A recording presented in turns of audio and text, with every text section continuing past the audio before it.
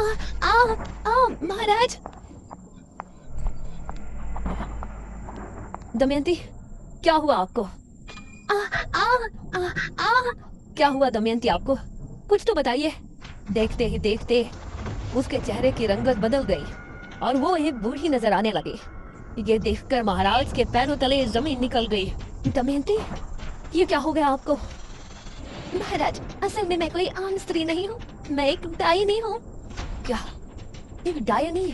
हाँ महाराज, एक डायन जवान मर्दों को मारकर अपनी उम्र बढ़ाती है, लेकिन मैंने वो करना उचित नहीं समझा, इसलिए आज जब मेरी आयु 100 वर्ष हो गई है तो मैं बूढ़ी हो गई हूँ। अब अगली एकादशी की रात मेरी मृत्यु हो जाएगी। नहीं दमयंती, हम आपको ऐसे मरने नहीं दे सकते। हमें आपके डायनी होने से कोई ऐतराज नहीं। आपको बचाने का कोई तो तरीका होगा। एक तरीका है महाराज, लेकिन बहुत ही मुश्किल कार्य है। हमें बताइए, हम आपको बचाने के लिए कुछ भी करेंगे।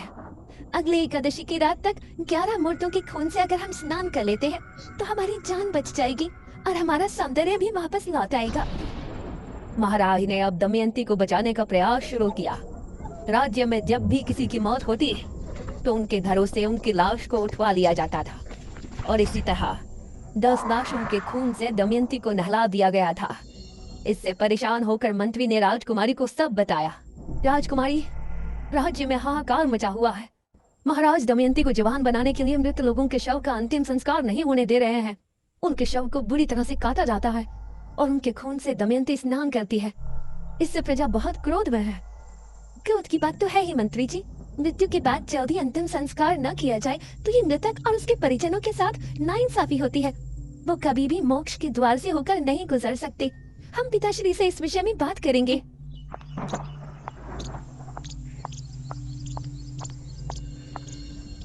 राजकुमारी ने महाराज से बात की, लेकिन उनके सर पर दमयंती को बचाने का भूत सवार था। जो लोग पहले ही मर चुके हैं, उनके शव को किसी के जीवन के लिए इस्तेमाल करना गलत नहीं है राजकुमारी। गलत तब होता जब हम जिंदा लोगों की बलि देते। आप हमें रोकने की कोशिश ना करें। राजकुमारी महाराज के व्यवहार से बहुत चिंता में थी। वही गांव के लोग भी अब इससे छुटकारा चाहते थे।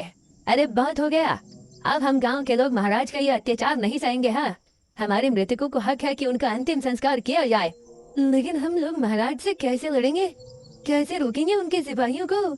एक उपाय है। जब भी गांव में किसी की मृत्यु होगी तो हम कोई भी शोक समारोह नहीं करेंगे। इससे महाराज के सिपाहियों को किसी भी मौत की खबर नहीं होगी। आधी रात के समय हम में से 4 लोग उस शव को ले जाकर चुपचाप शमशान में उनका अंतिम संस्कार कर दिया करेंगे। सिर्फ 4 लोग, बाकी सभी अपने अपने घरों में शांतिपूर्ण होंगे। गांव के लोगों को यह सुझाव अच्छा लगा।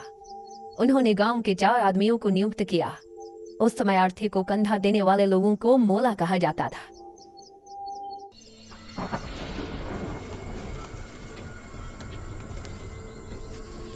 ये 4 लोग रात के समय निकला करते थे, इसलिए इनका नाम निशिर मोलो रखा गया।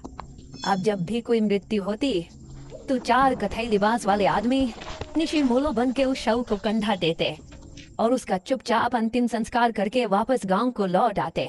समझ नहीं आ रहा? पूरे 15 दिन हो गए, अभी तक किसी के घर कोई मृत्यु नहीं हुई है। ऐसा कैसे हो सकता है? अगले दिन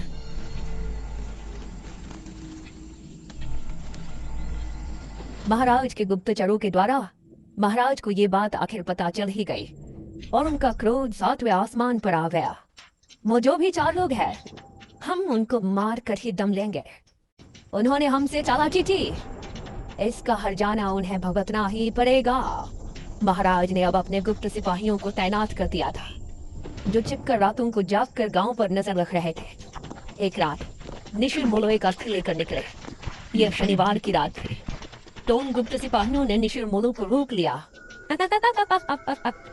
आप तुम लोगों को कोई नहीं बचा सकता, कोई नहीं। बहुत दे दिया हमारे महाराज को धोखा। उन सिपाहियों ने इन 4 आदमियों को मार गिराया और फिर शव लेकर महाराज के पास पहुंचे। उस शव को दमयंती के कक्ष में पहुंचा दिया गया और सुबह होने पर क्यूट से बालक को बाई करने के लिए फॉलो।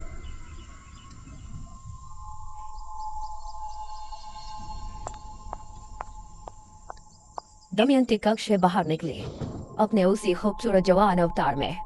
उसे देखकर महाराज ने उसे भरी सभा में गले लगा लिया। दमयंती की आंखों में एक रहस्यमयी चमक थी, जैसे कि वो कुछ छिपा रही है। लेकिन अब निशिरमोलो की आत्मा गांव में भटकने लगी थी। वो चारों आत्माएं अपने कंधे पर ताबूत उठाए हर शनिवार की रात गांव में भटकती थी। उस समय उन आत्माओं को जो भी दिखाई देता वो समझती कि ये राजा के सिपाही है जो उनको रोकना चाहते हैं, इसलिए वो उसको अपने साथ ले जाती। इतना कहकर तांत्रिक महाराज चुप हो गए। सभी गांव के लोग ये कहानी सुनकर हैरान थे और मेघना को तो जैसे अब अपने सपनों से जुड़ी कुछ बातें समझ में आने लगी थी। हे भगवान, मतलब जो निशिरमोलो आज हमारी जान के दुश्मन है वो कभी हमारी रक्षा किया करते थे। हाँ, उनके इसमें कोई गलती नहीं है। उनकी अकाल मृत्यु की वजह से वो ऐसा करते हैं।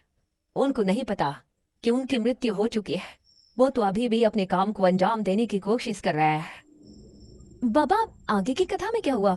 वो राजकुमारी, महाराज और दमयंती? आगे क्या हुआ और निशिरमोलो को कैसे रोका गया और अब वो अचानक क्यों 400 साल बाद वापस आ गया है, ये कहानी जानने के लिए हमें बेरमपुर पुराण को पढ़ने की आवश्यकता है, जो कि 400 साल पहले की राजमहल के किसी गुप्त कक्ष में रखवाया गया था। बेरमपुर पुराण, अब इसका पता हमें कैसे चलेगा बाबा? वो बेरमपुर पुराण राजमहल में कहाँ है, ये जानने के लिए मुझे एक अनुष्ठान करना पड़ेगा, जो कि मैं इसी किले में बैठकर करूंगा। ध्यान रहे, उस समय सभी अपने अपने घरों में होंगे। कहीं ऐसा ना हो कि इस बार भी निशिरमोलो ये अनुष्ठान रोकने के इरादे से गांव में आए। निशिरमोलो कौन है ये तो हमने जान लिया है, लेकिन इन सब का मेघना से क्या संबंध है? निशिरमोलो उसके आने से कैसे जाग उठे, राजा के साथ क्या हुआ और दमयंती असल में क्या है? इन सभी सवालों के जवाब जानने के लिए हमारे साथ बने रहिए निशिरमोलो के अगले पार्ट में।